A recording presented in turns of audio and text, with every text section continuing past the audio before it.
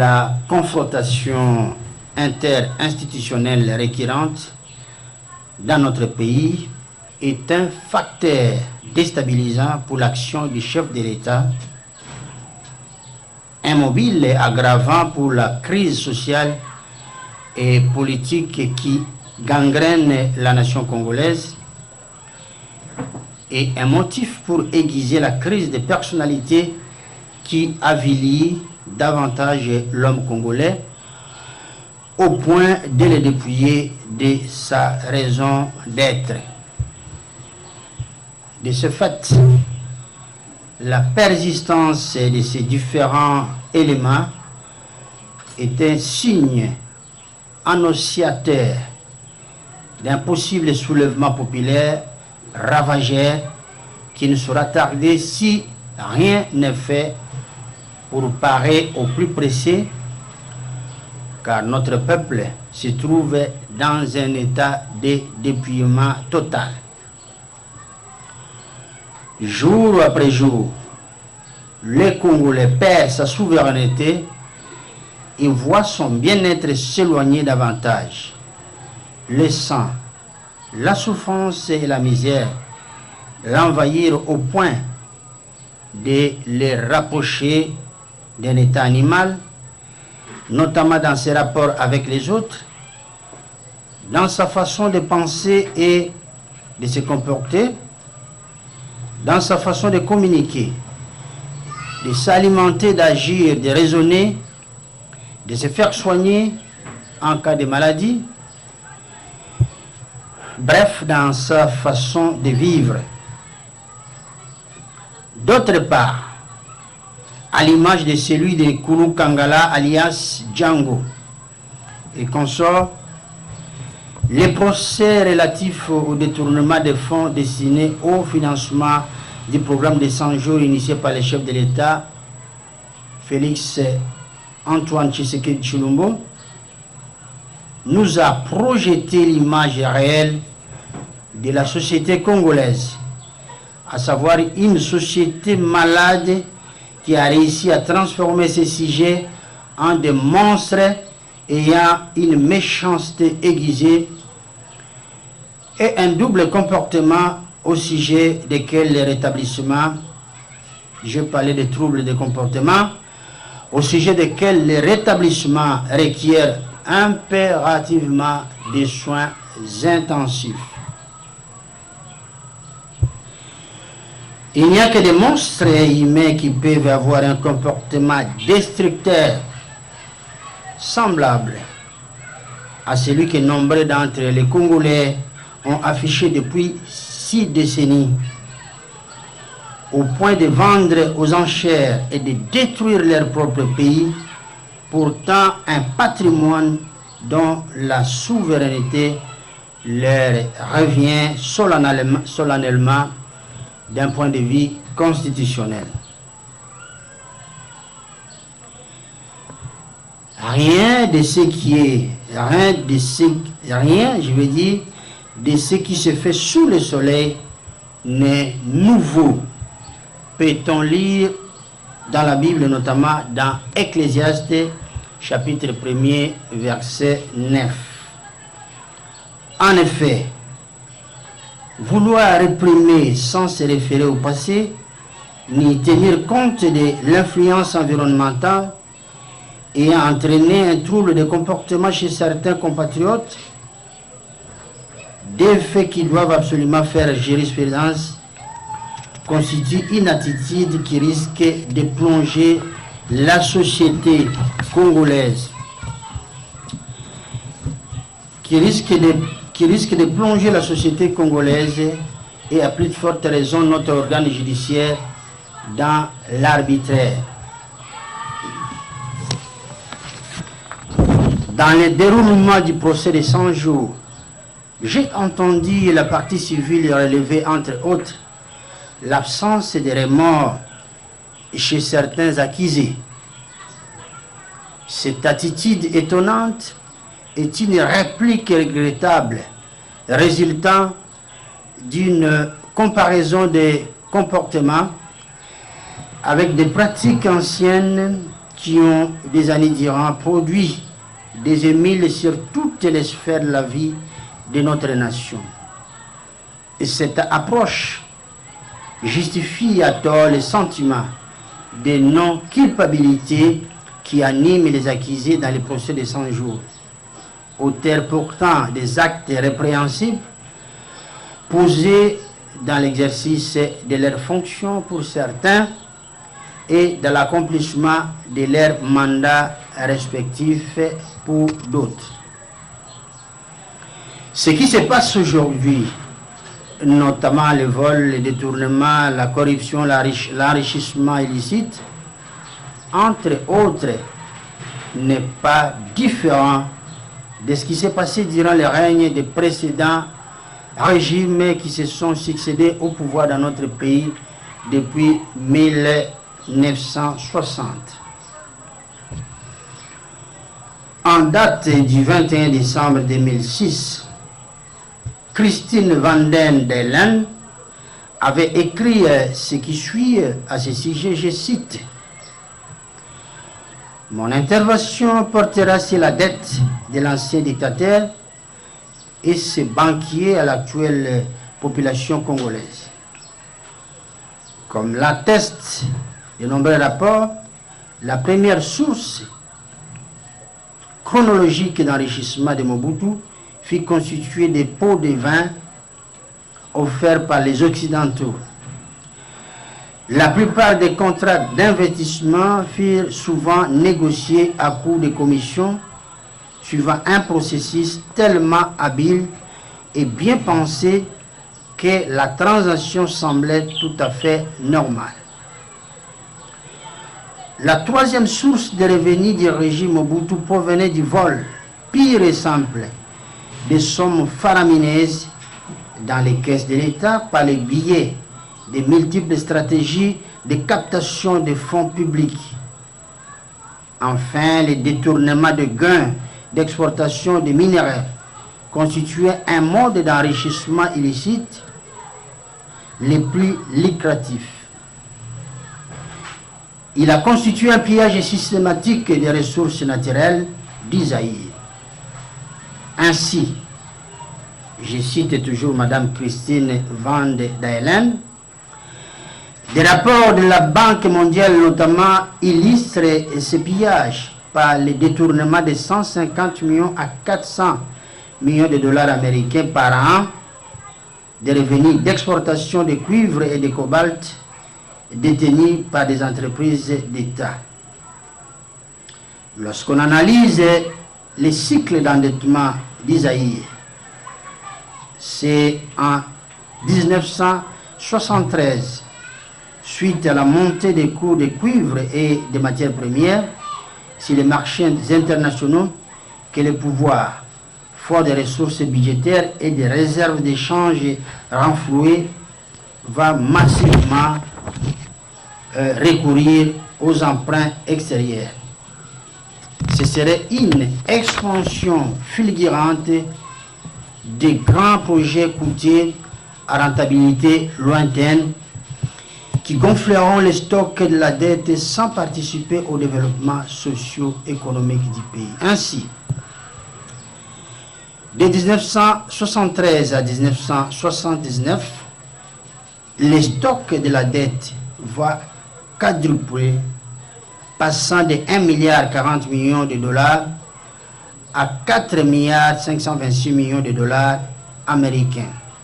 Ces projets ne furent nullement basés sur la nationalité économique, sur la rationalité économique, tant au niveau du stade de l'expertise, du financement que de l'exécution.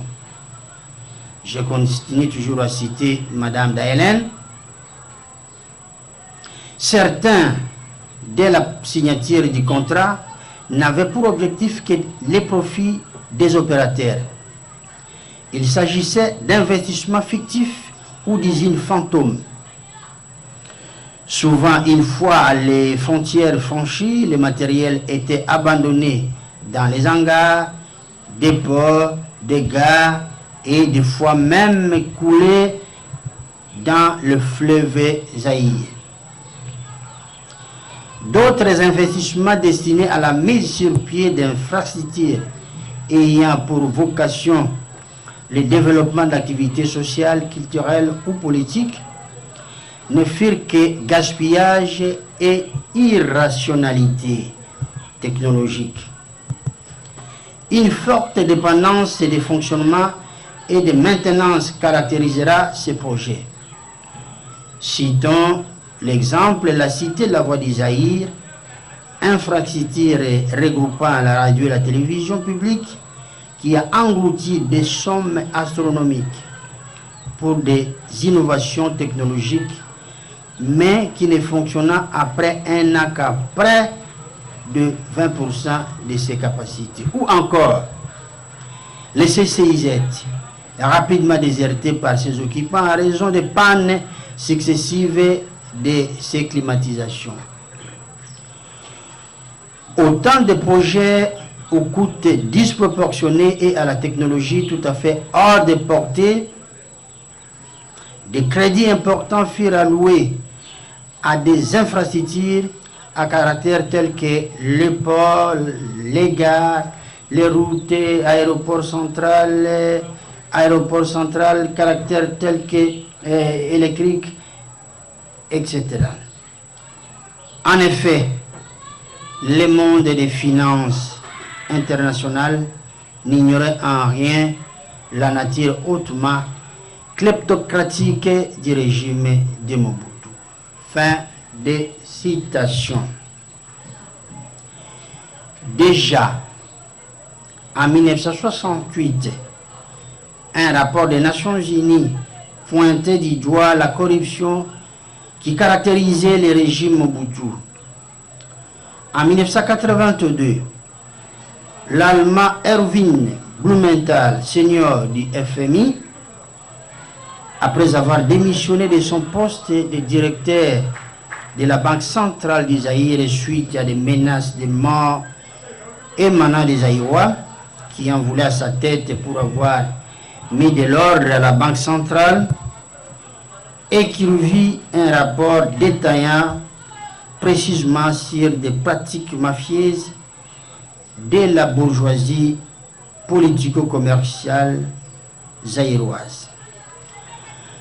D'abord confidentiel, ce rapport fut rendu public en 1982. Il dénonçait la corruption ambiante du régime, la nature des corrupteurs et même certains noms de firmes étrangères qui de près ou de loin participèrent au pillage congolais, donc à l'époque zaïrois. Pour sa part, la commission des biens mal acquis, instituée par la Conférence nationale souveraine, avait mentionné dans son rapport final ce qui suit, je cite, « Il apparaît clairement que le régime politique, issu du coup d'État du 24 novembre 1965, a favorisé le détournement des biens publics dans la mesure où les nouveaux détenteurs du pouvoir depuis cette date n'ont pas eu à se soucier de justifications ou explications à fournir à qui que ce soit. Monsieur J. Bingoï avait donné l'ordre aux militaires affectés à sa garde d'ouvrir le feu sur les enquêteurs de la commission bien mal acquis à la recherche d'un lot de tracteurs de l'État et de M. Mendela Kikola qui avait agressé physiquement le président de la commission suite à la mise en fourrière d'un véhicule de l'État qui lui avait été remis à titre personnel et sans justification aucune. La commission avait par ailleurs constaté que les décaissements fréquents de fonds par la procédure d'urgence ne permet pas à l'administration publique de vérifier la régularité et l'opportunité des dépenses engagées avant les PMA, alors que les sorties de fonds du trésor public s'effectuaient au moyen d'un OP un OP, ça veut dire ordre de paiement, mais aussi de mise à disposition des fonds. Fin de citation. Pour sa part, M.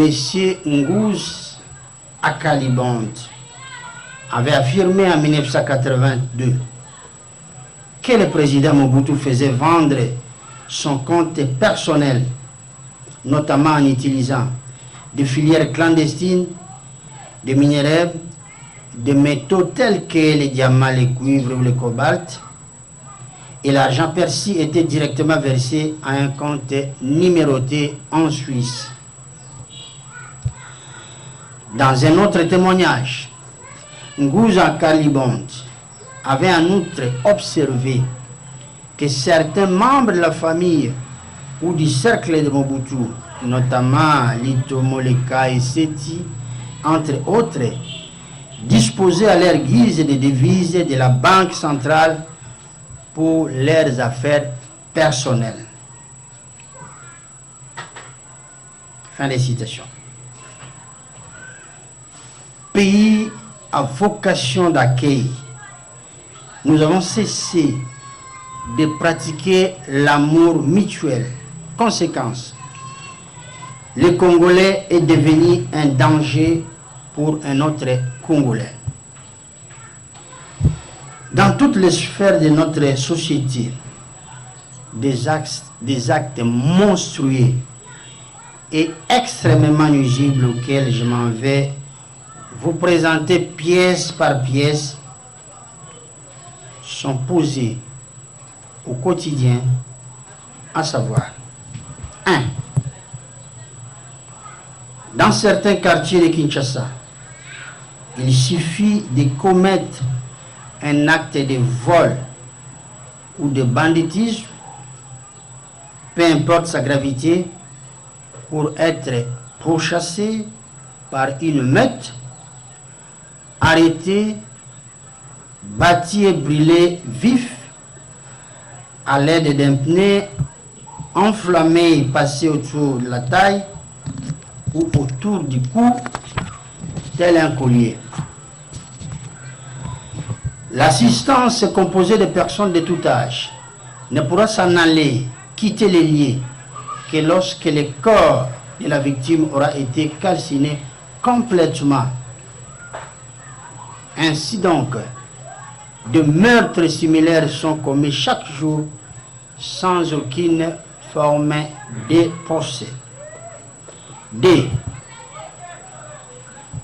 En cas d'accident grave d'une moto, minibus, autobus ou autocar transportant les personnes humaines, ceux qui accourent en premier vers les lieux de l'accident ne le font pas dans le but de secourir les accidentés, mais plutôt pour dévaliser les victimes agonisantes ou ayant trouvé la mort, emportant tout ce qui leur appartiendrait, à savoir montres, téléphone portable, bijoux, argent liquide, biens de valeur de toute nature, abandonnant ainsi les accidentés à leur triste sort.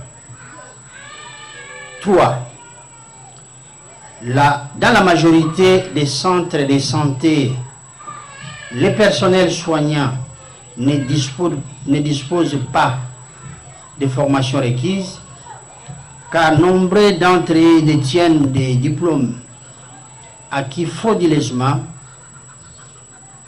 Un cas de flagrance, entre autres à Ilia Mikondo dans la ville de Kinshasa, où un supposé médecin avait administré par la voie d'injection à sa patiente un produit à avaler. Dans les instants d'après, sa patiente, une adolescente, perdit la vie devant les regards hagards du supposé médecin qui s'enfuit aussitôt, abandonnant le corps de sa victime au sein même de son centre entre guillemets de santé, ou plutôt dans un mouroir. Dans la suite de ces calvaires, La famille alla porter plainte au parquet d'Ndjili, où le magistrat en charge d'instruction détourna la somme de $1500 américains destinés à couvrir les frais des obsèques, selon l'entente entre la famille du supposé médecin et celle de la victime. Porté disparu de son poste de travail pendant plusieurs mois, nous avons appris que ce magistrat a finalement regagné son poste où il exerce, non pas pour le meilleur, mais pour les pires. 4. Nos routes sont bondées de monstres au volant ou sur des motos et qui circulent sans aucune connaissance des codes routiers ou encore moins d'une bonne maîtrise de conduite, provoquant des accidents spectaculaires de circulation qui entraînent chaque année, sinon chaque jour, de nombreuses pertes en vies humaines. 5. Dans nos maternités, nous avons des monstres qui retiennent en otage pour non-paiement des frais d'accouchement, femmes et bébés, sans aucun égard sur la croissance des bébés qui séjournent pour une durée excédant parfois 5 ans. Une véritable prison pour les bébés obligés de grandir dans un milieu inapproprié, coupé du monde extérieur. 6.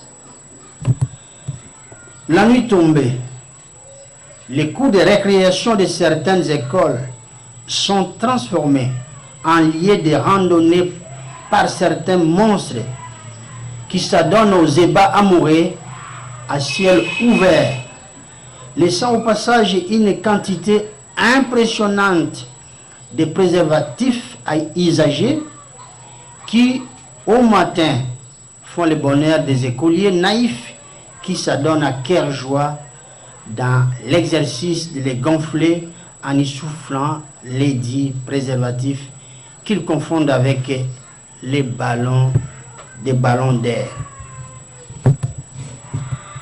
7.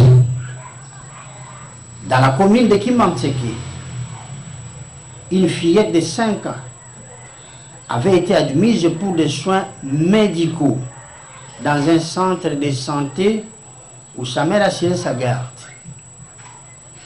et a confié momentanément la garde de sa fille à une sentinelle septuagénaire. Vous comprenez que c'était 70 ans, faisant partie du personnel du centre de santé parce qu'elle devait aller acheter à manger pour sa fille. La maman constatant au retour que sa fille de 5 ans, malade de son état, avait été violée par les septuagénaires qui provoqua par cet acte de graves déchirures dans la partie intime de la patiente âgée seulement de 5 ans. 8.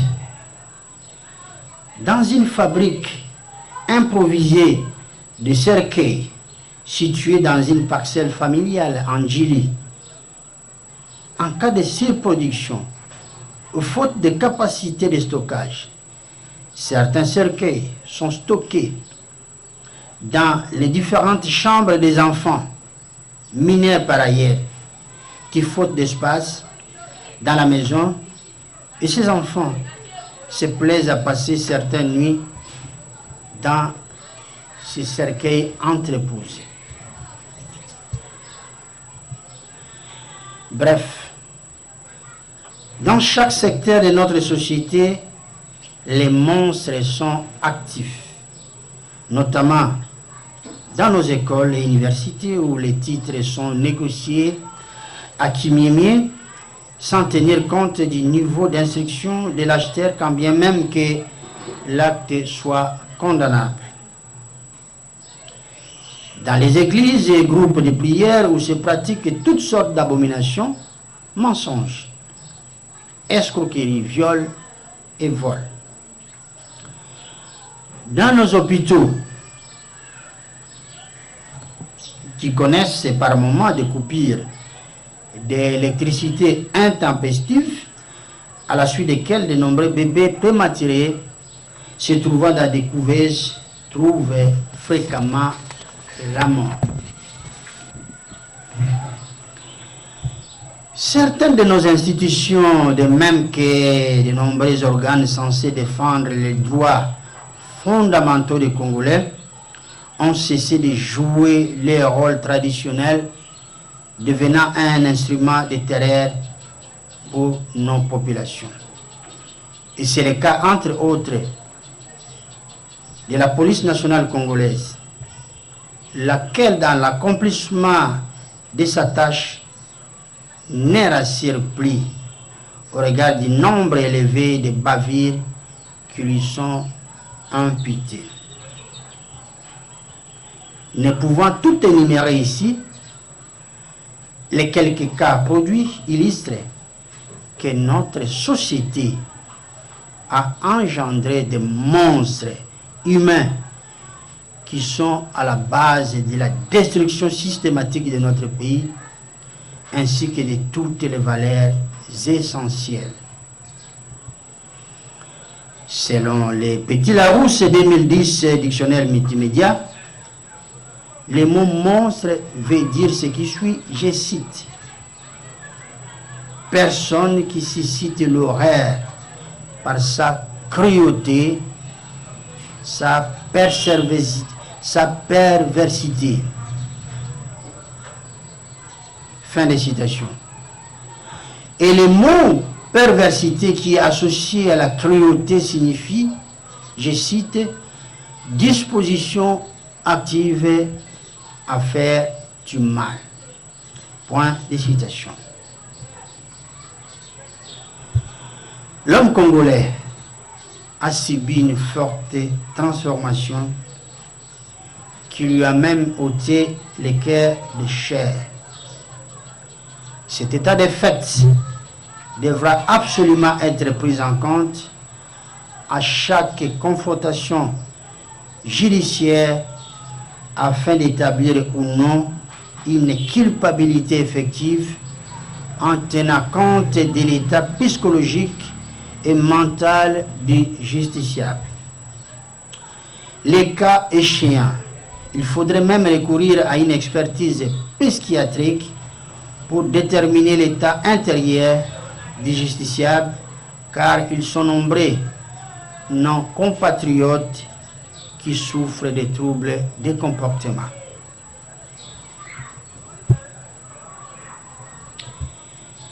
Selon le code pénal en application chez nous, nul n'est responsable pénalement au moment du comportement en cause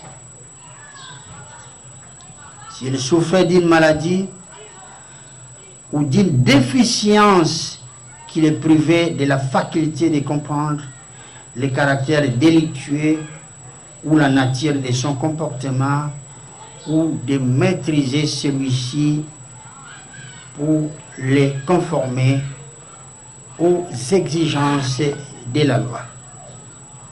Là, j'ai cité l'article 23 bis, alinéa 1er du Code pénal. Le pouvoir judiciaire est le garant des libertés individuelles et des droits fondamentaux des citoyens. Article 150 de la Constitution de notre pays du 18 février 2006. Tous les Congolais sont égaux devant la loi et ont droit à une égale protection des lois. Article 12 de la Constitution de la RD Congo du 18 février 2006. Nul n'est censé ignorer la loi et toute personne est tenue de respecter la Constitution et de se conformer aux lois de la République, article 62 de la Constitution déjà cité. En effet,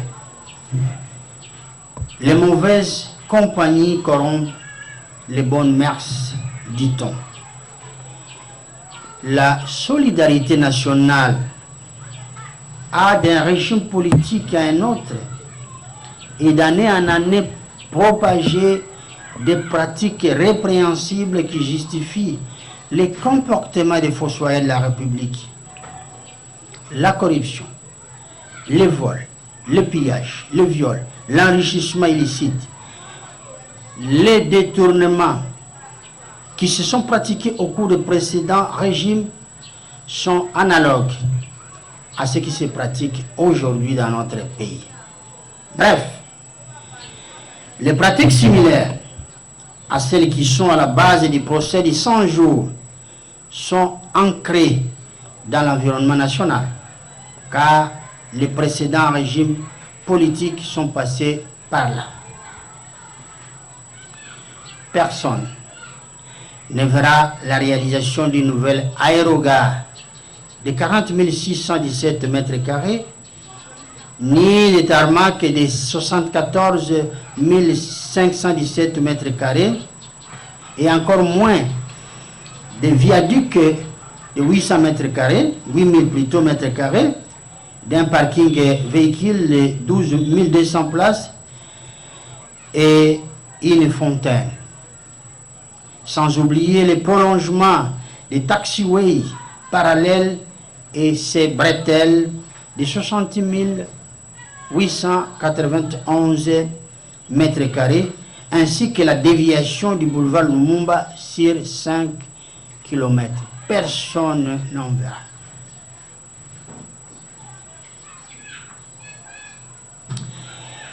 Et je parlais de déviation du boulevard Lumumba sur 5 km et qui devait, je parle de ce projet dans l'ensemble, qui devait voir le jour en 2017. Aujourd'hui, nous sommes en 2020.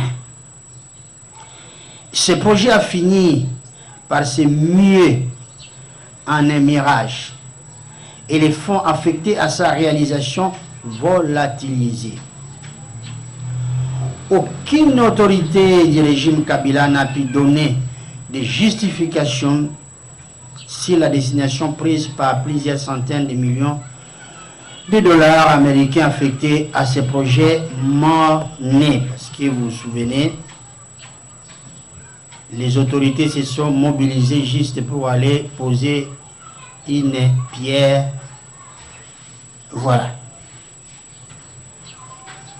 C'est également le cas du projet de parc agro-industriel de Bukangalozo, dont l'audit effectué par la firme Ernst & Young avait révélé des manquements graves dans le processus de la mise en œuvre du projet, dont voici les plus pertinentes. Opacité dans la passation des marchés publics ainsi que la signature du contrat effectué au mépris de la loi régissant plutôt les marchés publics en RD Congo. Les contrats signés avec la société Africom Commodities Ltd étaient de gré à gré pour un montant global de 150 millions de dollars américains, violant ainsi la loi sur la passation des marchés.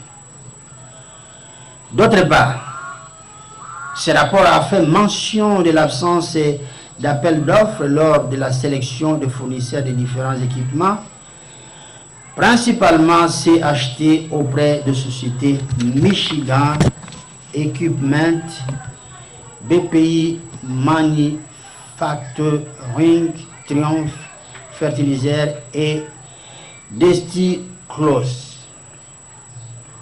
De ce fait, l'absence d'un comité d'achat, les prix pratiqués par les fournisseurs d'Africom Commodity ont été excessivement supérieurs à ceux d'autres concurrents sur le marché international. Des anomalies sont signalées sur des critères de sélection des fournisseurs pour raison de confidentialité. L'absence d'informatique pour la gestion des achats locaux. Les demandes des achats en provenance de Kinshasa qui étaient suivies par les réseaux sociaux, notamment par WhatsApp, et non à l'aide d'un logiciel approprié. Et enfin, mauvaise tenue de la comptabilité et détournement des fonds. Ça, c'est ce qui s'est passé, entre autres, pendant le règne Kabila. Tout Congolais a le devoir de respecter et de traiter ses concitoyens sans discrimination aucune et d'entretenir avec eux des relations qui permettent de sauvegarder, de promouvoir et de renforcer l'unité nationale, le respect et la tolérance réciproque. Il a en outre le devoir de préserver et de renforcer la solidarité nationale, singulièrement lorsque celle-ci est menacée. Aujourd'hui, c'est le cas en l'espèce. J'ai cité l'article 68 de notre Constitution.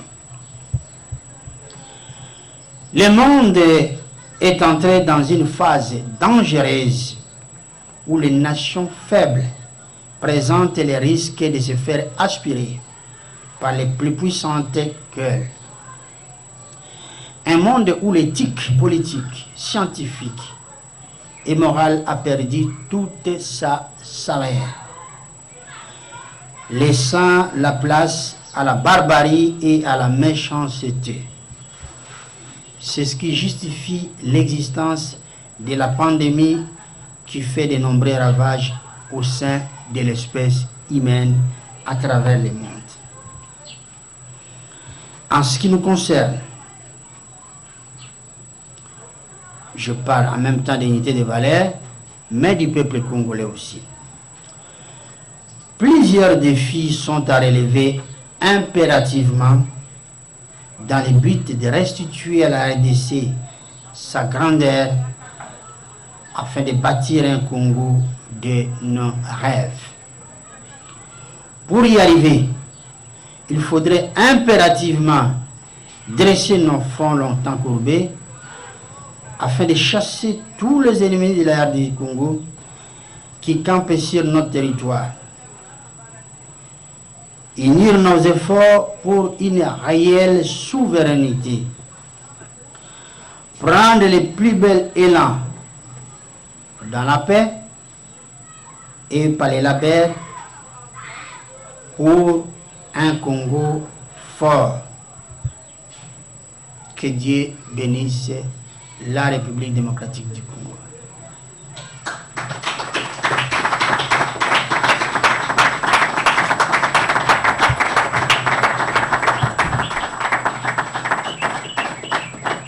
Merci, c'est gentil de votre part.